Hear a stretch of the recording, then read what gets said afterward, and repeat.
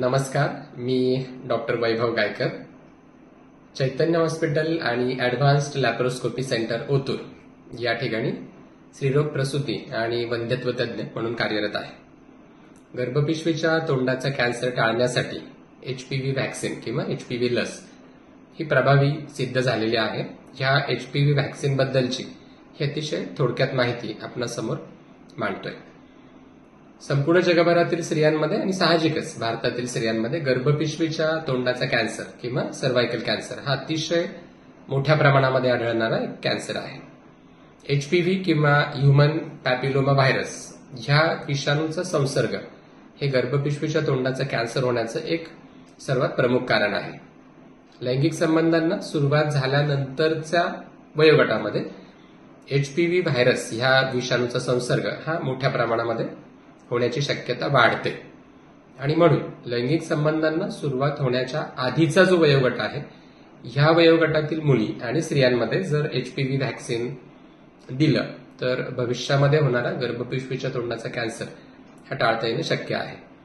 वयवर्ष 9 ते 14 या वयोगटातील मुलींमध्ये या लसीकरणाचे 2 डोसेस आहेत. पहिला डोस दिल्याच्या नंतर दुसरा डोस हा साधारणपणे 6 महिन्यांच्या कालावधीने दिला जातो.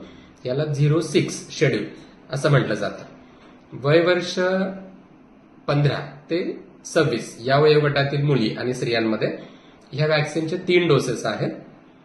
पहिला डोस दिल्यानंतर दुसरा डोस हा साधारण 2 महिन्यांच्या कालावधीने आणि तिसरा डोस हा पहिल्या डोस नंतर 6 महिन्यांच्या कालावधीमध्ये याला 0 to 6 असं शेड्यूल म्हटलं जातं. वयवर्ष 27 ते 45 या वयोगटातील स्त्रियांनी हे लसीकरण घ्यायचं का?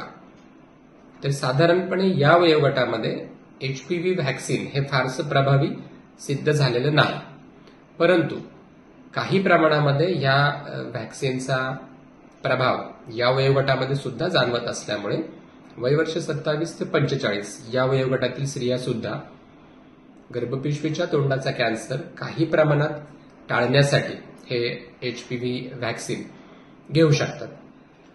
मुलांमध्ये हे व्हॅक्सिन दिलं जातं का? HPV किंवा ह्युमन पॅपिलोमा व्हायरस ह्या विषाणूच्या संसर्गामुळे मुलांमध्ये किंवा पुरुषांमध्ये जे आजार संभवतात, उदाहरणार्थ गुदद्वाराचा कॅन्सर किंवा एनल कॅन्सर किंवा जेनायटल वॉर्ड्स अशा स्वरूपाच्या आजाराचा प्रतिबंध करण्यासाठी मुलांमध्ये सुद्धा हे व्हॅक्सिन प्रभावी सिद्ध झालेलं आहे. वयवर्ष 9 ते 26 या वयोगटातील मुलांना सुद्धा हे अशा स्वरूपाचे आजार टाळण्यासाठी किंवा त्यांचा प्रतिबंध करण्यासाठी हे व्हॅक्सिन दिलं जातं. राष्ट्रीय लसीकरण मोहिमेअंतर्गत किंवा नॅशनल इम्युनायझेशन शेड्यूलमध्ये अजून जरी HPV व्हॅक्सिनचा समावेश झालेला नसला तरी भविष्यात कदाचित भारत सरकारच्या आरोग्य विभागाकडनं ह्या व्हॅक्सिनचा समावेश राष्ट्रीय लसीकरण उपक्रमांतर्गत होऊ शकतो. HPV व्हॅक्सिन ह्या व्हॅक्सिनचं एक वैशिष्ट्य आहे की संपूर्ण जगभरामध्ये एखाद्या स्वरूपाचा कॅन्सर टाळण्यासाठी उपलब्ध असलेले हे एकमेव असे व्हॅक्सिन आहे. सारांशाने वयवर्ष 9 ते 26 या वयोगटातील मुली आणि स्त्रियांमध्ये डॉक्टरांच्या सल्ल्याने योग्य डोसेसमध्ये HPV व्हॅक्सिन हे देऊन घेतल्यास भविष्यामध्ये होणारा गर्भपिशवीच्या तोंडाचा कॅन्सर किंवा सर्व्हायकल कॅन्सरचा प्रतिबंध हा अतिशय प्रभावीपणे करता येऊ शकतो. धन्यवाद.